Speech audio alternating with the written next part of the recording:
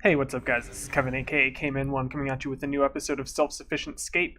I am here in Menaphos. I'm currently whatever I'm doing with the Soul Obelisk, and I'm about to hit Tier 7 overall reputation, which is pretty cool because it gives you access to the VIP skilling area, which is an area in the Imperial District that I'll go to once this obelisk is up. It's not that big a deal, but it's a nice perk. You can also save Feathers of Mott during Slayer. I don't remember the required level for corrupted creatures, but it's mid to high 90s, so it'll be a while before I do any corrupted creatures. It could be high 80s. I'm not entirely sure, but either way, I don't have nearly the level required. So, yeah, there goes the Soul Obelisk, and the VIP skilling area is right over here.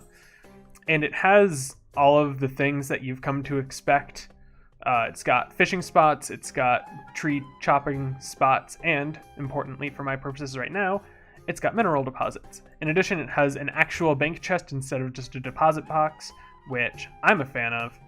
And so it's just an overall big quality of life upgrade above other areas in Menaphos. Anyways, I am 67 mining right now. The Slayer level was from Corrupted Scarabs. And yeah, I'm pretty stoked about that. I will see you with whatever the next big benchmark I hit is. Something that's kind of off to the side that I probably should have started when I started skilling in Menaphos is that there's this side quest thing called the Menaphos Journal. And basically, while skilling in the city, you can collect a handful of stuff, including cat paw prints, various minerals, and bugs. And you basically get these through normal skilling and city exploration. So you can expect that I'll be doing this as I'm able. Obviously, it's random drops. You don't actually need to have this with you, but I'll go ahead and keep it on me since all it does is take up my pocket slot and I don't have anything in there anyways. I don't use scrimshaws because they're stupid expensive for what they're worth. Anyways, I'll be working on this because Menaphos skilling areas are pretty much the best at their levels, barring maybe a couple exceptions like crystallized fly fishing and stuff like that. But that's super high level stuff that I'm not going to be doing for the foreseeable future. Got some daily challenges to turn in. Unfortunately, none of them were that good, but that's actually a lot of fire making experience. I think that got me a level. I don't know what that was. Herblore and fletching. None of these were that bad, but not a lot of them were like super relevant to my particular goals. All right, I got levels in 3 of the skills. That's not too bad. Yeah, they're not super relevant. Herblore, yeah. Woodcutting, yeah, but neither of them were like that much experience. But always do your dailies, unless they're really annoying. Like I have a smithing daily for ceremonial swords, and ceremonial swords are really good XP, but I hate doing them, so I'm not going to bother, and I'll just let that one expire. So I was taking a break from mining and training Slayer because I needed the charms for summoning, which I might actually be able to get up to the summoning level I need because I've got a lot of bonus experience, but I don't feel like doing that math right now. But anyways, I have 25 clue scrolls stacked up, and that was a fun activity last time, right? So I'll go ahead and do it again. I'll only show the whole opening process if I get a lot of really good loot. I'll basically only show you if anything really interesting happens. The second step I got on the first clue is a coordinate clue that took me to the Elflands, which specifically it was an area that I need to finish Regicide. So I guess I'm gonna go finish Regicide. Sounds like a fun time, right? End my suffering. Finished up Regicide. It's actually not as bad as I remember. Once you unlock the Tiernan Lodestone, it just becomes a pretty simple and straightforward quest. I realized while I was doing this that if I'm going to be doing quests for clue scrolls, I should probably go ahead and finish up Monkey Madness.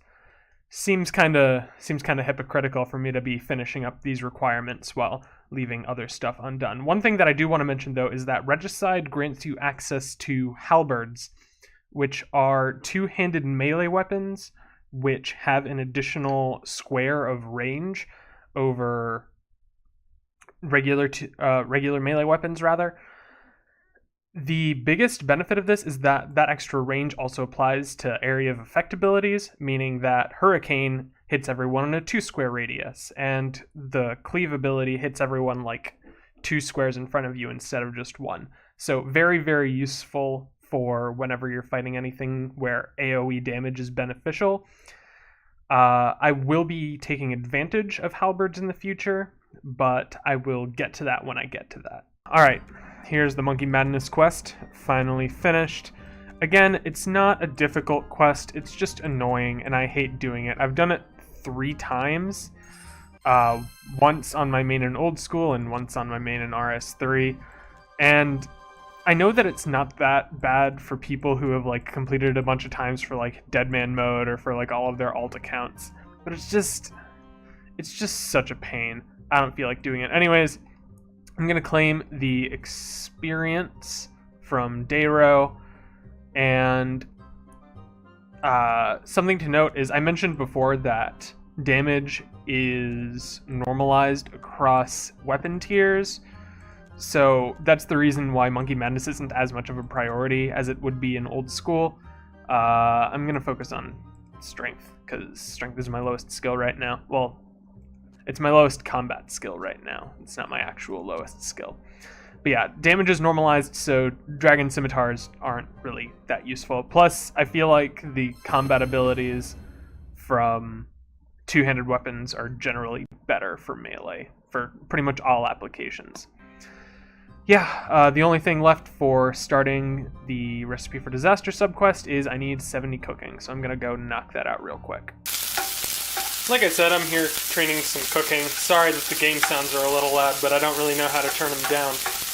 I know that a lot of people will probably get on me for this. I know it's not the most efficient training method, but like, you know, people need to stop being so uppity about, you know, being the most efficient or whatever. Like, it's not that big a deal. It's just, you know, play the game to your own pace and your own preferences. Don't listen too much to what anyone tells you. Anyways, I'm pretty close to finishing this up, and this should get me the cooking level I need, but I might need to add a couple more things to get that little last bit. Yeah, as I suspected, I'm gonna need to add an egg just to get that last little bit of XP. Once that finishes cooking up, the XP drop is gonna be super nice. Alright, I'm finally ready to plate this up. This is probably a bad strategy, but man, that was a nice big XP drop. Yeah, just got me just to the level that I needed. Definitely not gonna complain about that. That was weird. Anyways, here's 70 cooking. Time to finish up Recipe for Disaster. I finally finished up Recipe for Disaster Awawogi, and now I am going to be facing the final battle. I've never actually done the final battle in RS3 because, like I said, Recipe for Disaster isn't that useful of a quest in RS3 as compared to Old School. But I have done it in Old School, but apparently it's much, much easier in RS3. So, yeah, anyways, unlocking the Apatol teleport spell. I'm not going to go right into the final battle because I'm a little low on health and I kind of want to gear up properly.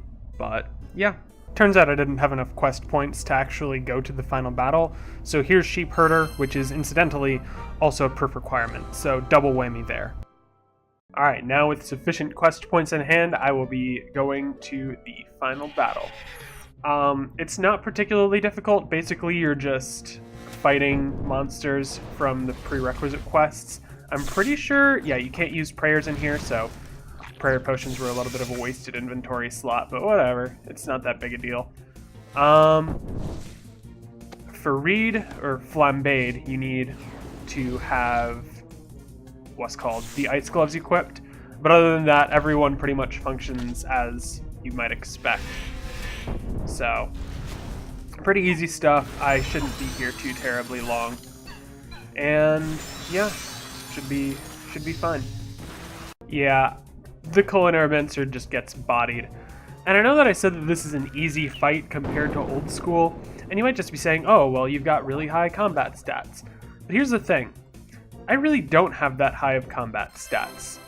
The fight's just not that hard. Like, maybe if you did it with the absolute bare minimum combat requirements, you might have a little bit of a challenge, but let's face it, it's just not that hard anymore. It's outmoded content, and they maybe need to make a Recipe for Disaster 2. I would enjoy that quest. This one's not too bad. I realize I should probably actually show off the Culinaromancer's Gloves 10. They cost 100... Oh, wait. I thought they were 130k. They must just cost less in RS3. Or maybe they cost less because of the Lumbertard Diaries. I don't know. But anyways, I'll go ahead and buy them because they're only 100k. But if you compare them to God War's Dungeon Armor, they have 3 less style bonus, 1 less prayer bonus, but because they're hybrid gloves, you don't have to change them. I'll only use them in cases where they're especially useful over having those extra 3 in a particular style, which, you know, it's a pretty rare occurrence, but they are good gloves. They're just not best in slot by any means. Anyways, now that Recipe for Disaster is complete, I think I'm going to go ahead and call it here.